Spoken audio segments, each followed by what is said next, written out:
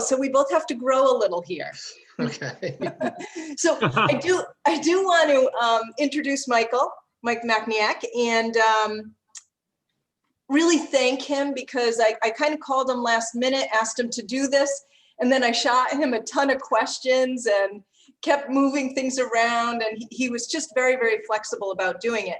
But Michael's the founder of Melissa's project, Guardianship Services, in 2001, in partnership with the Probate Court Administration and Demas Commissioner's Office. In his role as attorney, executive director, and consultant, he has worked with thousands of the families in most need in our communities, those living with major mental illness.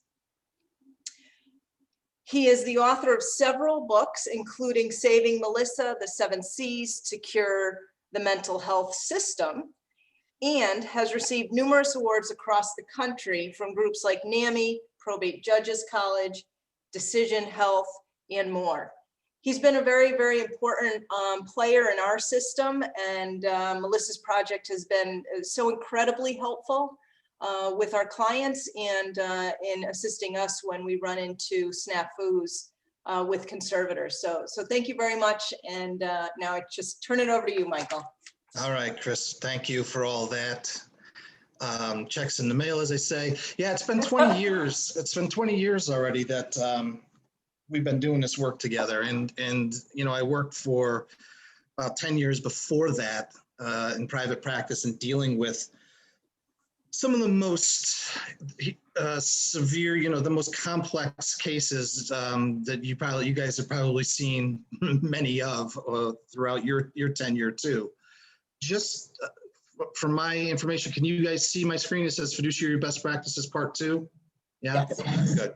All right, so what I plan to do today, as I said, is just to run down. Yeah, so you can see this was created in 2008. So these laws have been around for a while now, since 2007. So I'm just going to run through the laws with you with an understanding that where the hangups happen and where the, I don't want to say snafus, but where the differences of opinion, let's just leave it at that, among lawyers, judges, families, really comes into play because of these new laws that were implemented.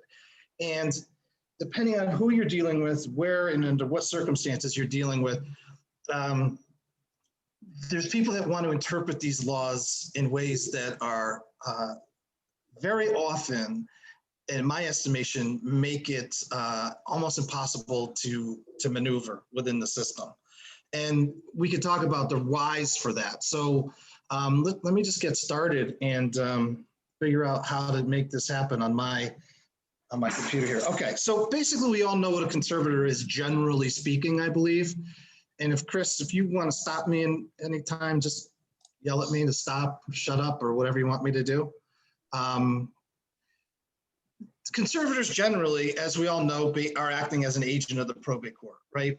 And the idea is to conserve, and we talk about that. It's easy to understand when we're talking about money. We want to conserve somebody's money, assets, but we also want to conserve that person in the best capacity that we can with regard to their person, their medical decisions, and their body as a whole, so to speak.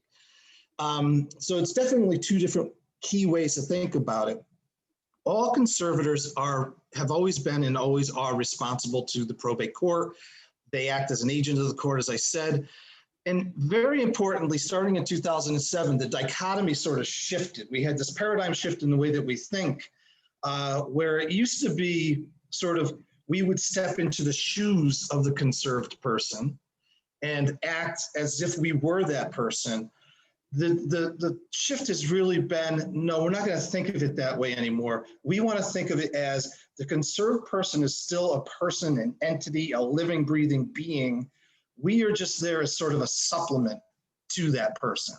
And that theme runs through all of these new laws, and it really runs through all of probably a lot of the problems that you guys may be running into with regard to your applications and whatnot.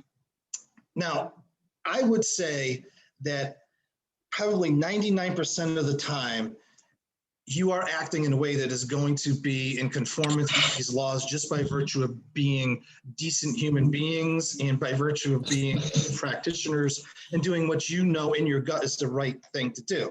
It's kind of like I said, a lot of you guys will remember when we had to go through that whole recovery-oriented system of care concept. Most of us were already thinking recovery-oriented mindset, but then we had to put it down on paper. And this is a lot of what these laws are set up to do now. So really put down on paper what it means to be, to protect and preserve the dignity and the rights of a person who's under conservatorship or a conserved person. So that's just my little caveat for that. As I say all the time, acting as a conservator is not a get-rich-quick concept. The amount of time, if you're doing it right, that you need to put into to help people appropriately is nowhere near the compensation that you will typically get. So it's sort of a dubious honor, so to speak, to act as a conservator. Trust me, I've done it for hundreds and hundreds of people for years, and it's never been fun at all. And I don't, I think when I started to work with Melissa's project and Guardian Ad Litem Services, people saw us as these banner waving, get everybody conserved type of an entity, and nothing could be further from the truth. In reality, I am very respectful of the fact that conservatorship is really the most powerful tool that we have in our civil law system that really will allow us to take away people's liberties and powers and rights on some level.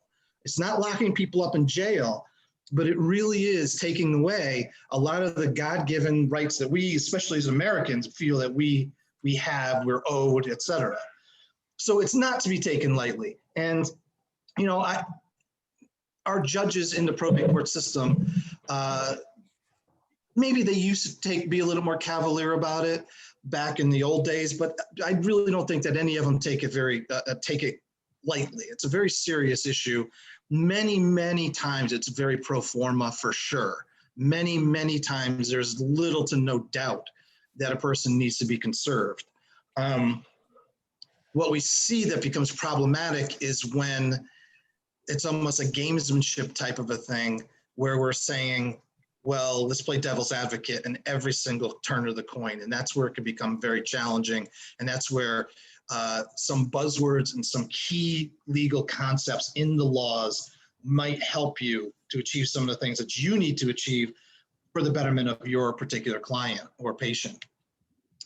So some of the things that a conservator is also supposed to be doing, in addition to taking care of and conserving an individual and reporting to the court, are very complicated. But they can also be used to your benefit in an application. And I want to point these out. I'm going to bring them all up here, and then we're going to go through them because they're very odd in some respects. So I'm going to start down on the bottom here where it says, do not discard real or personal property on the bottom right. Can you raise your hand if you could see that? I gather you can. Okay. So we're not allowed to get rid of personal or real property. We were never allowed to get rid of real property without probate approval. But I actually had a case when these laws first came down where we went to court to get permission, and talk about overkill.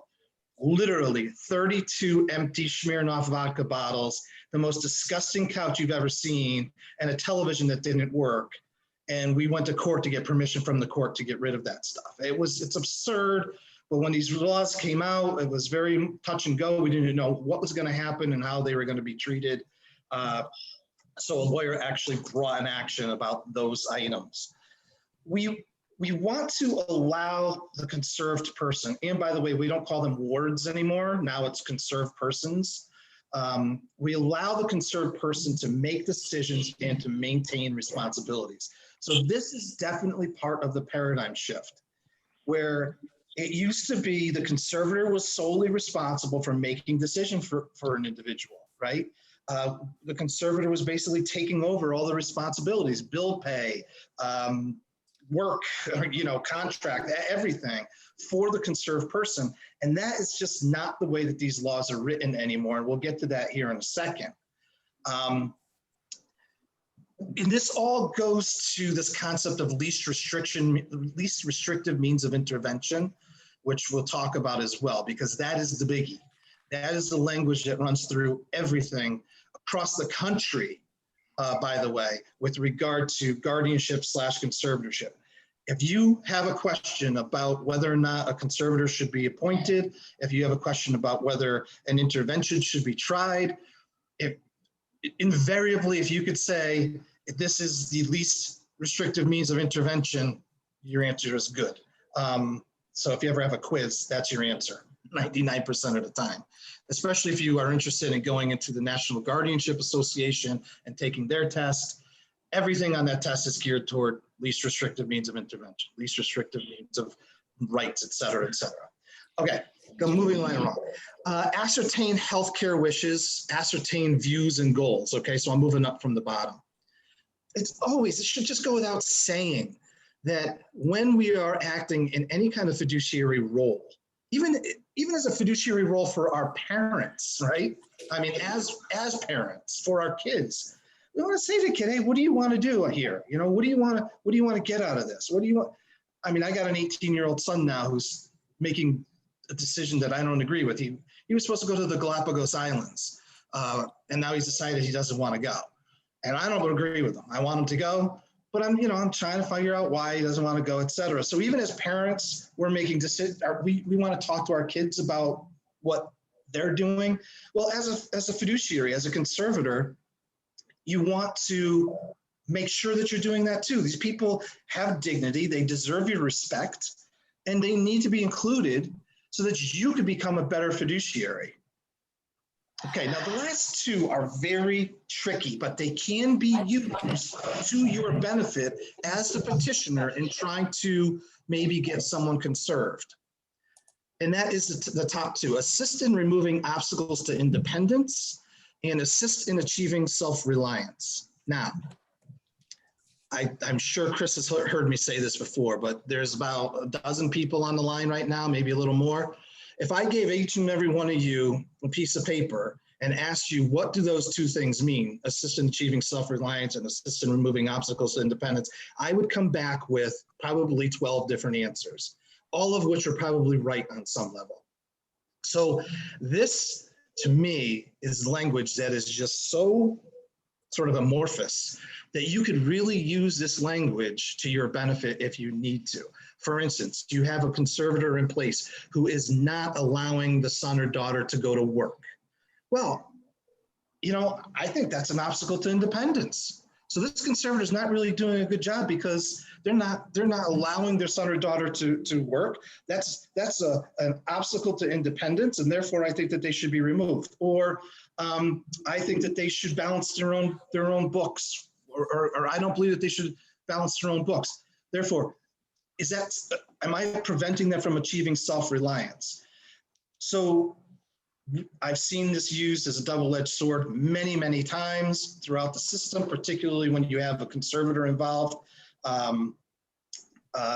who isn't doing what they're supposed to be doing, or we want them to do something else. And you have to say to them, hey, if you don't help us in this regard, we're going to bring this in front of the court and ask the court to review whether or not your conservatorship should continue, because we feel that you are not assisting in the removal of obstacles or achieving self-reliance. And then let the judge decide if you're right or not. That's what it comes down to. Let the judge decide. And just as an aside, guys, I've been working up in Torrington for 25 plus years, okay? As soon as I walked in the door, one of the very first issues that was raised to me was the issue with getting certificates through probate court and applications through probate court. So this is not a new phenomenon. This has been going on since the days when Colette Anderson was the ED, when Carol Ferrucci was the clinical director. So this goes back a long way. This is not a new phenomenon that you guys are experiencing. So a couple of those, here you have a couple of good keywords that you could use potentially to your advantage, just removal of obstacles to independence and achieving self-reliance. Those are good buzzwords to use in the event that you have a conservator that you feel is doing the job inappropriately or inefficiently or ineffectively. Now, under the new laws, again, conserved person now retains all of the rights that are not expressly assigned to the conservator. So in theory, we're supposed to have a giant Bill of Rights, you know, like a big giant scroll, and we're supposed to have all the rights that a person would normally have as a independent, you know, adult citizen of this country. So we have this whole massive list, and out of that list, we're going to pick out 4 or 5 things that we want the conservator to be able to do. In the event that the court does not make those findings, arguably, the conservator doesn't have any right to do anything. I was in court one time where I was at CVH, and for some reason, Connecticut Legal Rights Project, CLRP, objected to my being in the room. I was a conservator for the woman that we were talking about. They objected to my being in the room because the decree that I had did not specifically say that I had any power, let's say, for lack of a better word, or authority to discuss placement, especially in a psychiatric unit. The judge laughed that argument right out of court. I mean, I thought it was very preposterous, but you see where this can go. You see where you can go, where you get nitty-gritty, granular thinkers that want to take all these things and really pick them apart. And there's a lot of nitty-gritty, granular thinkers out there that are doing it because they believe that, or because they just want to show you how smart they are, or they just have their own understanding of the laws.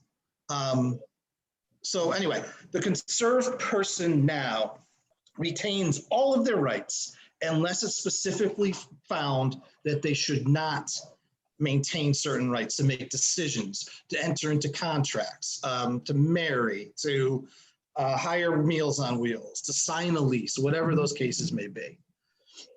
Now, again, I just talked about this. That means that the court is going to make specific findings and duties regarding what the conservator is or isn't allowed to do. Many, many courts have already adopted, it's been over 10, it's almost 15 years now, have adopted a pro forma, a template that basically has all these things checked off that says, here's all the things that this conservator can do. And it's very, very 30,000 foot level type of stuff, you know, which is part of the law as well. Secure housing, secure shelter, secure food, secure medical care, secure entitlements, etc. And here we go. Duties of the conservator shall be the least restrictive means of intervention. So we have 2 issues right off the bat. Number 1, do we appoint a conservator at all? Is the appointment of a conservator the least restrictive means of intervention? Okay, that's key. Okay, then if we do appoint a conservator, what duties are we going to assign that conservator? Okay, and those duties have to also be least restrictive means of intervention. Okay, then the actions of that conservator relative to those duties has to be the least restrictive means of intervention. And those 3 components are key for you guys to remember as you're putting together a quote unquote case to determine whether or not somebody should be conserved. This least restrictive means of intervention really covers 3 different buckets, if you will. And they're very important independent buckets in and of themselves. And we could talk more about that as well. And this is the big paradigm shift that many of us remember from when this happened, although maybe some of us didn't realize the impact of it. The focus under the new laws now is more about an individual's ability to do things as opposed to that which prevents them from doing things, i.e., this person has mental illness, therefore we need a conservator. No. This person has mental illness, but they can still get their groceries, you know, bathe themselves, take care of themselves, take care of all their ADLs, budget their checkbooks, the idea that this mental illness is preventing anything is out the window. It really is back to that recovery-oriented thought processes, recovery-oriented systems of care. And that's what it means in a nutshell. Our focus now is on the ability to manage affairs as opposed to that which prevents an individual from managing their affairs. Okay. Anytime the court holds a hearing, they're going to run through a capacity test to make sure that the individual who is a subject of the application for the appointment of a conservator understands what they're going through. And also what we believe as the petitioner, as a person filing the application for the conservatorship, what we believe are some of those things that do still impact or prevent the person from being able to achieve certain goals and certain things about life. So the judge needs to find by clear and convincing evidence when making his or her determination that this individual is in fact incapable of managing affairs. And this is key, and write this one down, use this buzzword, okay? That managing this affair, whatever this is, your X, right? Your X factor, cannot be managed without the use of a conservator. Again, apply that least restrictive means of intervention concept. That is huge language. And I know, people who are going to be nitpickers are going to look at that. They're going to say, well, he's already eaten. What does he need a conservator to help him eat with? He's already getting Meals on Wheels. He's already got you helping him with his grocery shopping. He doesn't need a conservator to do that. And it's true, right? What's the conservator going to bring to the table that is not already at the table? It's very key, very, very key. It's done, of course, on a case-by-case basis. The analysis is done on a case-by-case basis. And nowadays, we look at their ability to manage affairs on both a mental and a physical capacity. We have a woman who is basically a quadriplegic. She's homebound. She cannot get to the grocery store. She cannot get to the bank.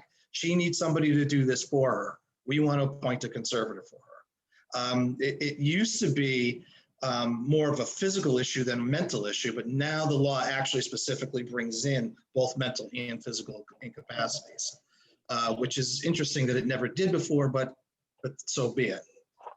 Okay, and here's another caveat that you can use again in your arsenal. The capacity and the clear and convincing evidence to determine whether a person is capable of managing their affairs has been expanded to include any cause. That's the statutory language, which can include bad habits and misguided expenditures. We have these spendthrift provisions in our law. We're trying to protect an individual from themselves in terms of pissing away all their money, excuse my French, or being victimized, which we see happen to so many of our clients. So that is really key. And again, it's another good tool in your bucket to use. So this concept of bad habits, misguided expenditures, mental and physical incapacity helps you to get somebody conserved, as long as, getting back to that 30,000 foot concept, these issues, these affairs that we're discussing cannot be managed without a conservator. I've seen plenty of times, and I'm sure this isn't one of the slides, guys. I haven't given this talk in such a long time, so it may come up again, and I'll just skip over it if it does. But I've been at the table lots and lots of times where we've got 15 different agencies represented, and then somebody says, well, we need to get a conservator in here. It's like, what the hell there's just 15 of us. What is one more warm body going to do in here to help us make an understanding or a plan that we already know is the right plan? You just don't bring in a conservator for sake of bringing in a conservator so that we all feel warm and fuzzy that somebody else is making decisions. It's just, that is not the point of having the conservator at the table. And every single one of us that I could see on the screen right now has certainly been in the room where we've had conservators that have done nothing but muddied the waters rather than really helped the situation. Okay, so some more regarding findings.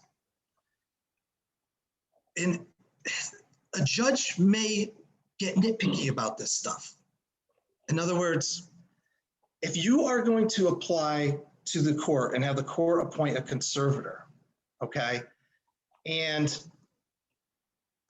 you want to appoint Michael as the conservator, does the conserved person, or the respondent in this case, the guy who we want to conserve is called the respondent, does he understand what this is all about, number one?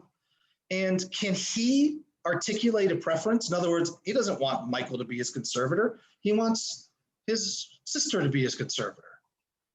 And if you haven't explored that and checked off that box, it can hang you up in the end. It can submarine you. This is important. Past preferences in lifestyle are very relevant. I'll give you a great example. We had two little old ladies that lived next to each other. This was in West Haven.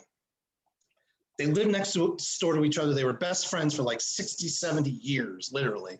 Their husbands had both passed away, and they were just the best of buddies, and they helped each other out. You know, it was that alone they were not good, but together somehow they managed to pull each other through. So every single time that Mary went over to Joan's house or needed something, she'd go to Joan. And every time Joan needed something, she'd go to Mary. Well, all of a sudden in comes some agency wants to appoint Chris Bruner to act as the fiduciary. And he was like, no, she would want Mary to do, you know, we don't want Chris. We don't even know Chris. We want Mary to be the conservator. We want Mary to be the fiduciary.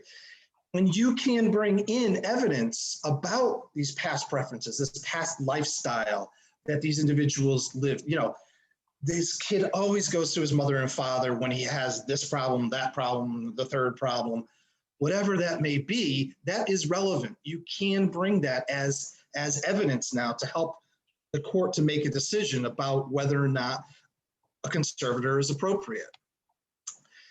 Has the individual made prior arrangements? This was always the case. You can certainly go to your lawyer's office or go to Staples. The Staple even still exists.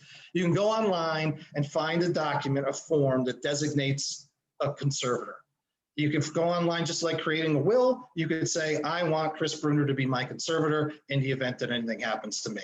It's just another advanced directive that we've always had the ability to do. And if that's already been done and the person was of sound mind when they did it, then the judge should honor and respect that the person made that determination and they picked Chris Bruner to be that conservator for a reason, right? That they wanted Mrs. Dr. Lisa Nakbar to be the conservator for a reason. They did not out of the sky, okay? Let's see here. Hey, Mike. Yeah. What if the person who wants me to be their conservator in their advanced directive, but I'm not competent to do that? Well, the court would make a finding about that as well. You know, Okay. In other words, another person could come in and say, listen, I know back in 1957, she said that she wanted Chris Bruner to be the conservator, but, you know, guess what? Chris Bruner right now is in a dementia unit at this nursing home, and she's not able to do it. So we need to appoint somebody else if the person has not already designated somebody else. Right? That's a real simple example. I'm thinking more along the lines of when somebody wants their brother or sister, but Right. we know that the brother or sister's been stealing or skimming the money or Right. whatever else. And I know that's what you're going with, but I'm trying to be sugarcoating things here. But I know the situations that you're referring to. You know, the mother or father who just don't get on board with the team, the sister or brother who are just such a nightmare to deal with that nobody wants to have them as a conservator. I know what you're getting at. And if that's the case, then you go back to what we talked about before, removing obstacles to independence, right? Achieving, what was the language? I don't even remember. It was from the very first slide that we went over. Those key buzzwords that I told you. Judge, you cannot appoint Chris because Chris has already demonstrated that she is not going to help this guy to achieve self-reliance. She is not going to remove obstacles to independence. In fact, she's going to totally screw the pooch on this. We have a case down in Westport right now that we're dealing with this exact same circumstance with a grandmother taking care of a kid, but doing nothing to take care of him. And it's just a real struggle. And I know that everybody on this call has seen it before. Present supports is important. And this one will come up with a nitpicky judge or attorney on the other side. This goes back exactly to the example I gave you before. This guy's already got nurses coming in. This guy's already got Meals on Wheels coming. His kids have already set up Peapod for him. He's named a healthcare agent, or he's got a living will, and he's got his best friend living next door who they take care of each other. What the heck is a conservator going to do on top of that? So we got to consider present supports, and a good lawyer or a good judge can poke a lot of holes in your argument if they can say, well, doesn't he already have that covered? Doesn't he already have that job covered? He's getting his meals here. He's getting his ADLs taken care of. He's getting his meds taken care of. Those are all things that you've got to consider. Check off that box when you're making your application or your presentation that the present supports just are not there. Or they're there, but they're not working because of what Chris was just talking about. Interestingly enough, and this makes perfect sense if you think about maintaining someone's rights to make their own decisions, a conservator now is bound by the decisions of a healthcare agent, healthcare decisions of a healthcare agent.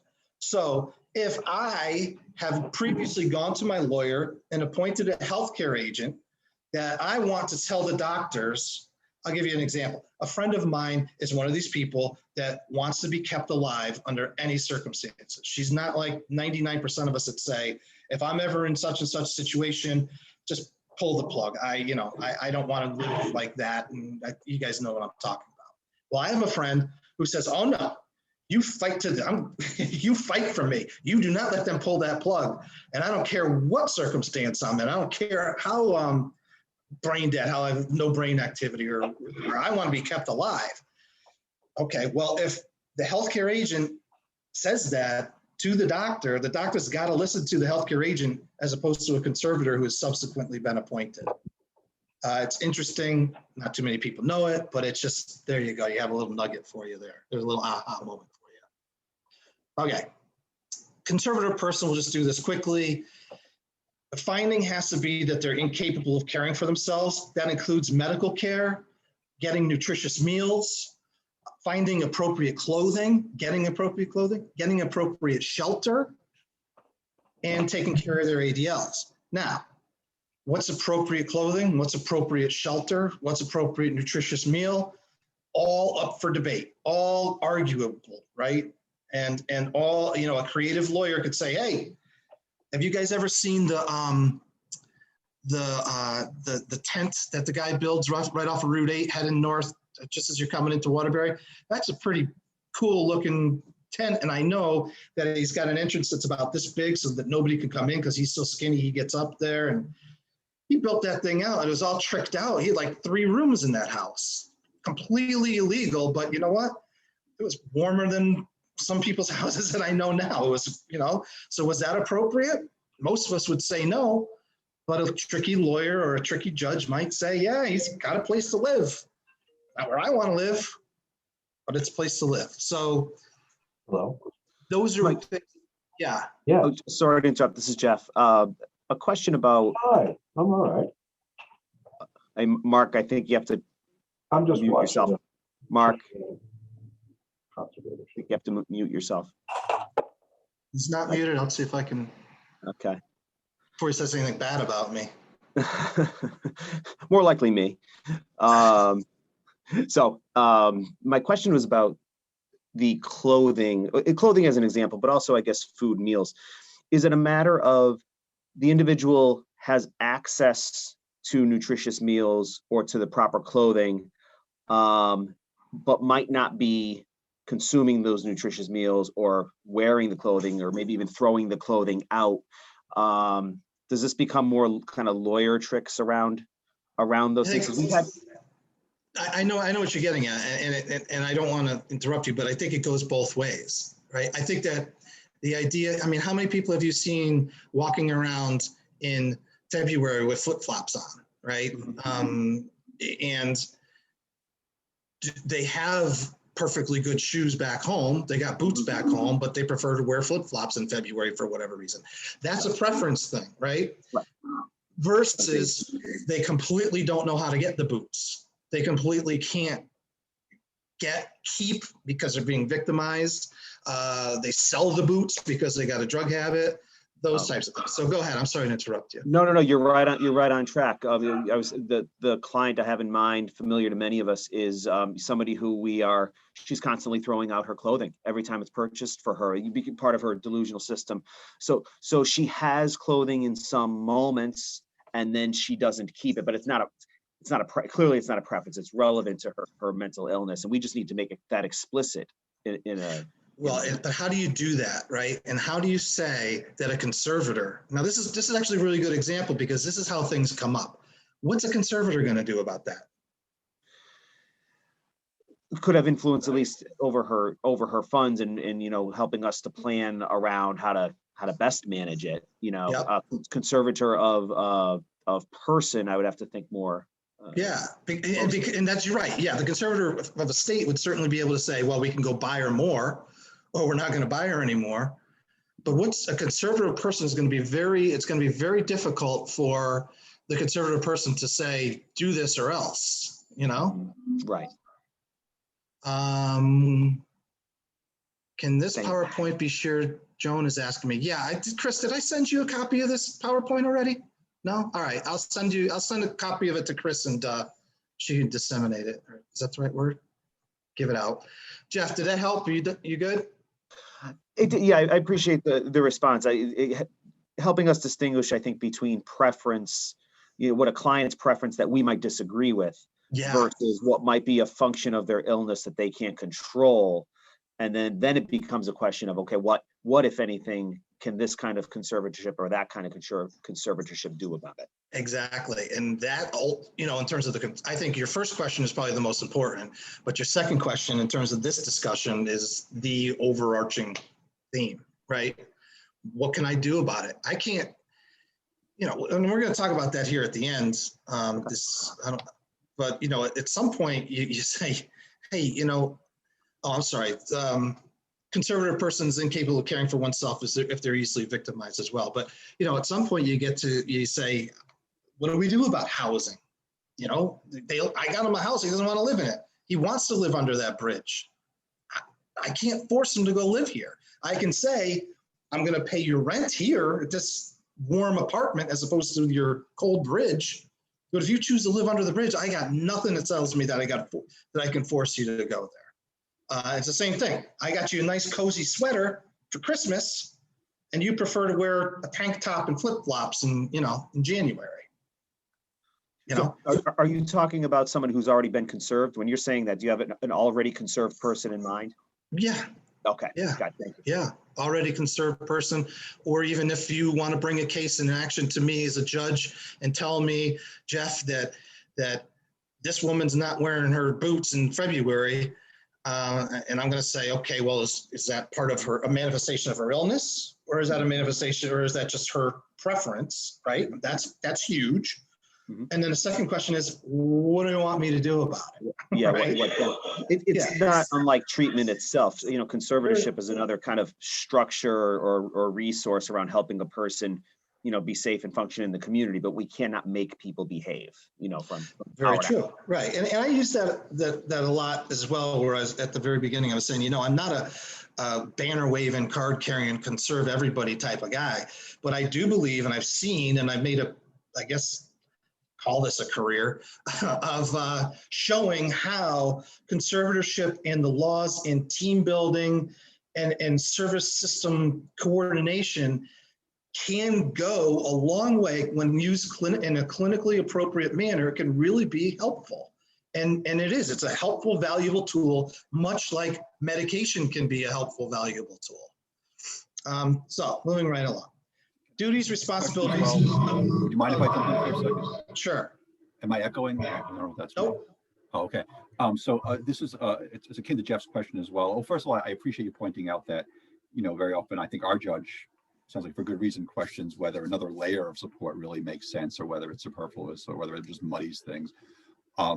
But when it comes to the criteria for a conservative person, I think some of the problems that we've run into is that, we do find that very often we're kind of rescuing our clients when they misspend or mismanage or make poor decisions. So, we're really, exhausting our efforts and our resources to make sure that they have food and that we're covering some of their expenses when they run out, and, and they have a roof over their heads temporarily.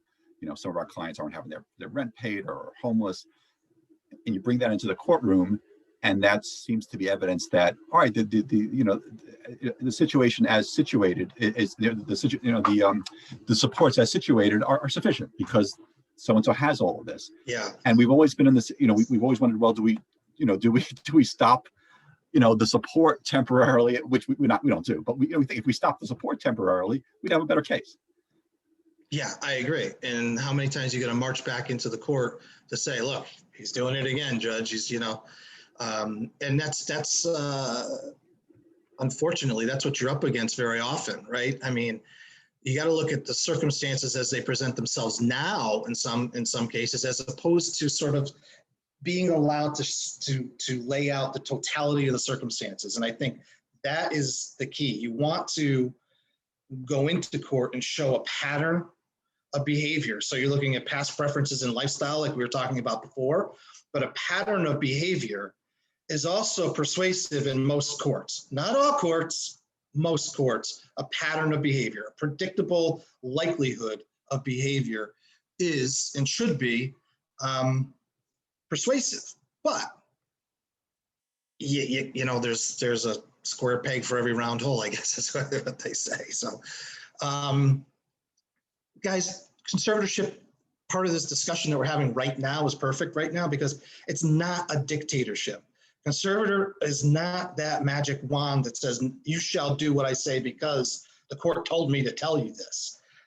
It just isn't. And that's a lot of times I really get into advising family members, especially moms and dads, that you may not want to be a conservator for your adult kid. Because, I mean, listen, depending on your relationship, you may have been a dictator over them their entire lives as kids. And now at 35 years old, you think that's a good thing? Probably not. So a lot of times it doesn't work. So we don't need to belabor that point. I always put this in here, this benefit to society thing, because if you think about what a conservator is meant to do, and we talk a lot about this in law school, it's sort of like, how is this law or this binding a benefit to the society as a whole? And, one of the things that we want to do is encourage people to stay in their communities, stay in their homes, stay out of the hospital so that we don't have to take care of them as a society through our taxes and through entitlements and things like that. So a conservator really ultimately is an arm of the probate court, which is an arm of government. And it needs to be, let's just call it what it is. It's not, we're not hiding anything here. And as I already said, they're an agent of the court. So conservatorships can be terminated. A hearing needs to take place where the individual is found to be restored or restorable, that they are no longer incapacitated. They are no longer a danger to themselves or others. They are now able to manage their own affairs, as we talked about at length before. A conservatorship, well, let me talk about this for a second. The interesting thing is that if an individual wants to be restored, okay, they write a letter to the judge and say, Judge, I don't want to have a conservator anymore. I don't want Chris to be my conservator anymore. I hate her. She looks at me funny, whatever. So by law, most courts consider that a motion, right? So it's the conserved person is making the motion to the court. So theoretically, the conserved person should have the burden to prove that they do not need the conservatorship anymore. But what happens in reality, I talk about this a lot, practicality versus reality. What happens really in the law is that we as a team and as providers have to get out there and say all the reasons that this person does need to keep Chris on as a conservator. So that's an interesting twist in the law that doesn't necessarily follow. But for a number of reasons, I guess it makes sense. It's just an unfortunate way that we all have to do it. And that puts a lot of us in the treatment system, in the service system, at odds with our clients or our patients and perhaps their family, et cetera. Just know it. It's just part of what makes it work. I guess there's really no good answer to how you fix that. I really don't know, because you're putting a lot of burden on a person who's probably incapacitated and cannot formulate this argument, but they should even be. Anyway, I belabored that point. I'm talking myself in circles now. Okay, death of a conserved person ends a conservatorship. There's no such thing as a conservator for a dead person.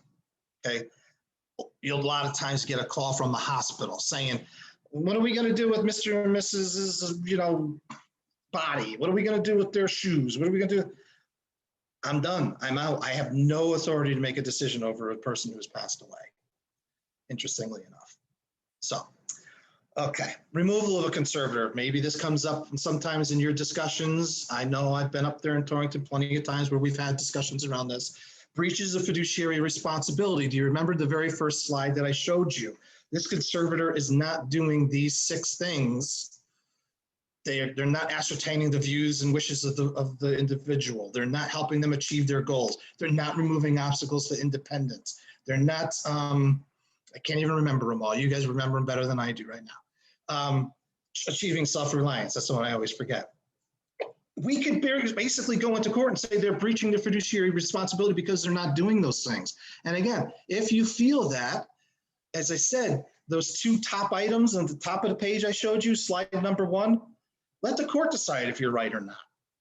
I've used it for in my favor, and well, I guess it's always, I always use it in a way that would be in my favor, but sometimes it works, as I said before, it's a double-edged sword. You could really use those things to help you or in a way that fits.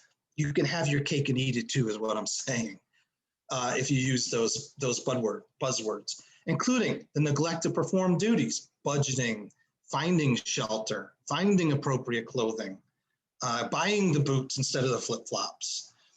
The conservator is wasteful of assets, spending too much money on boots instead of flip-flops. The conservator can resign. Judge Keyes down in New Haven always liked to say, I can't make an indentured servant out of you. If you want to get out, I got to let you out. Some courts over the years used to say, I'm not letting you out until you find somebody to replace you, which I think is complete BS, because in most cases you're doing this work more or less free. And it's, a lot of times it's a real burden. And then we go to the choice. If the conserved person, as we said before, has made a choice that they want somebody else to be a conservator, or they've made an advance directive about the conservatorship, that choice should be honored as well, and a conservator can be removed based upon that. Now, here's some problem areas that you may or may not have, that you may or may not have seen, and I know that you guys got to run here quickly, so I'll run through these real fast, and then we can get if there's any questions about them. Contracts. I used to have this guy as a conserved individual who loved to go out and sign up for a new cell phone contract.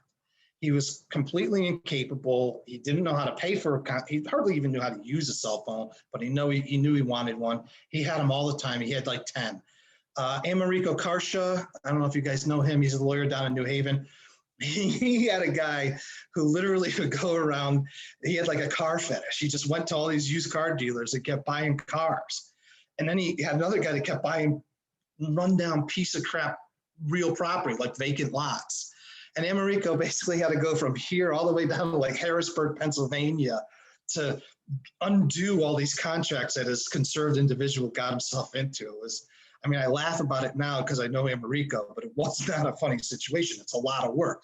Conserved individuals can enter into contracts.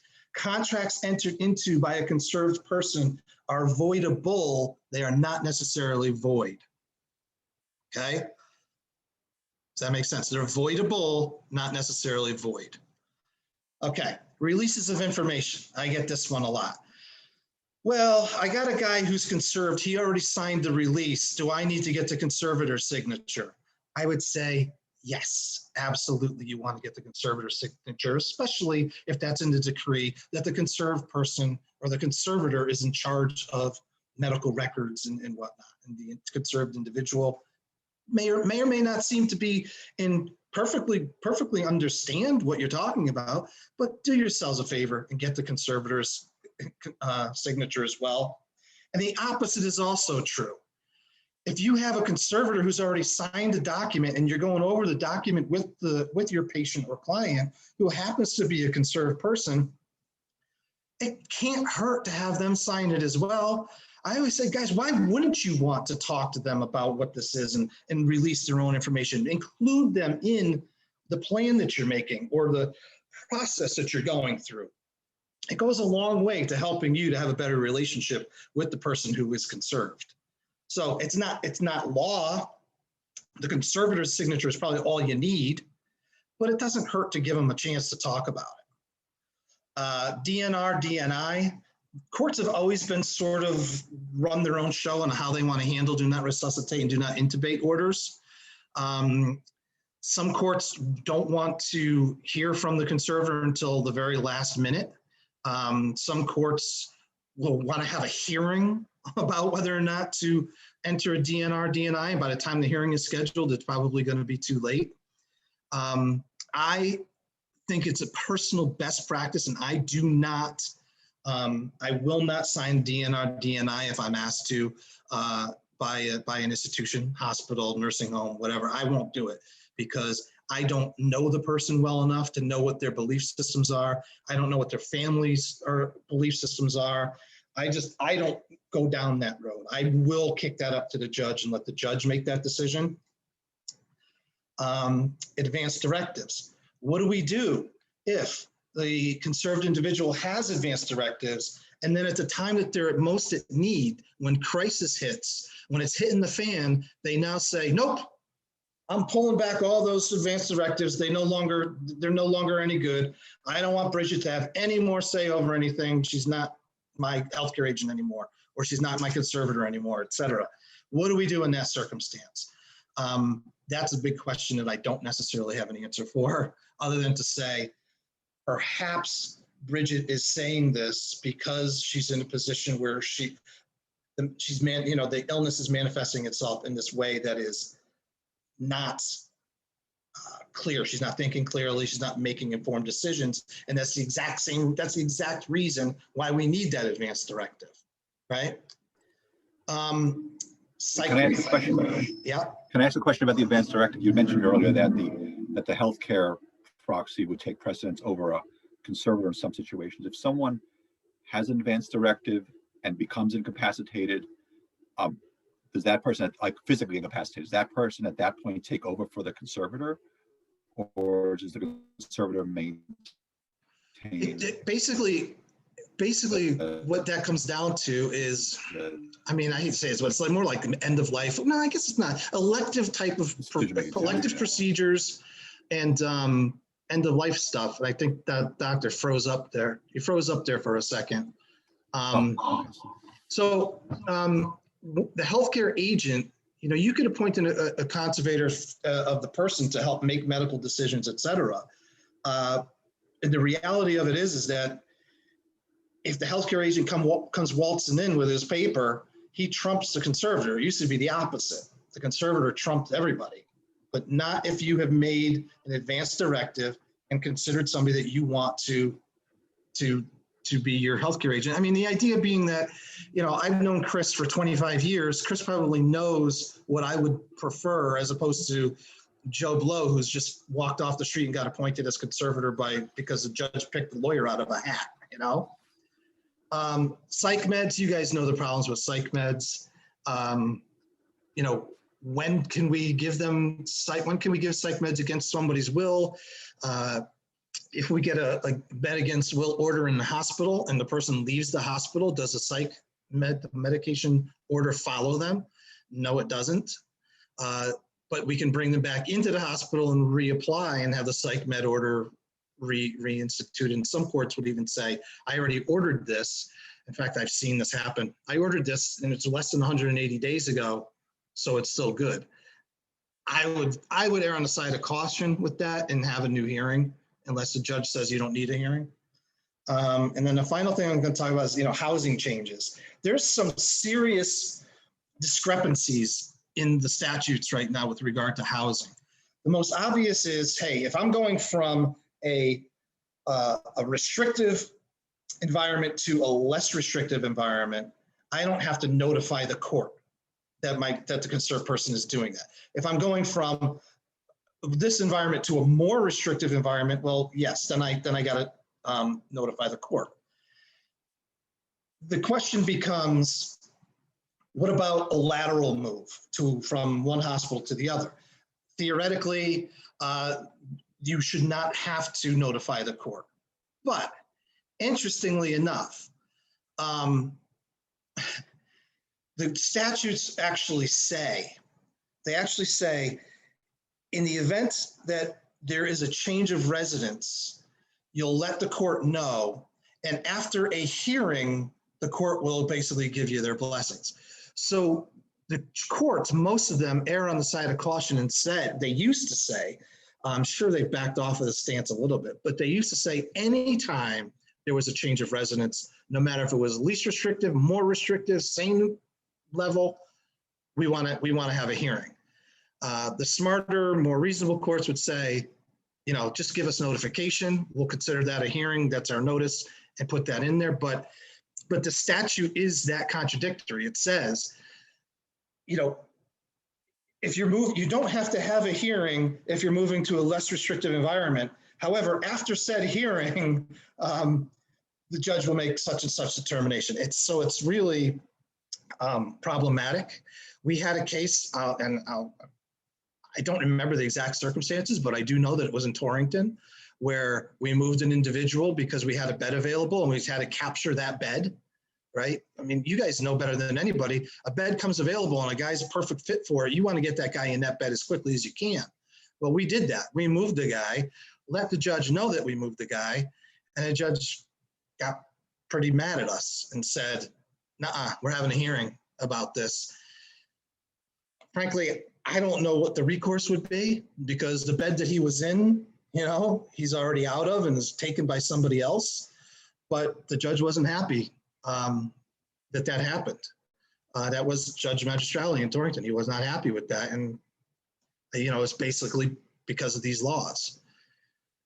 So as far as I know, that is the last slide on my presentation here.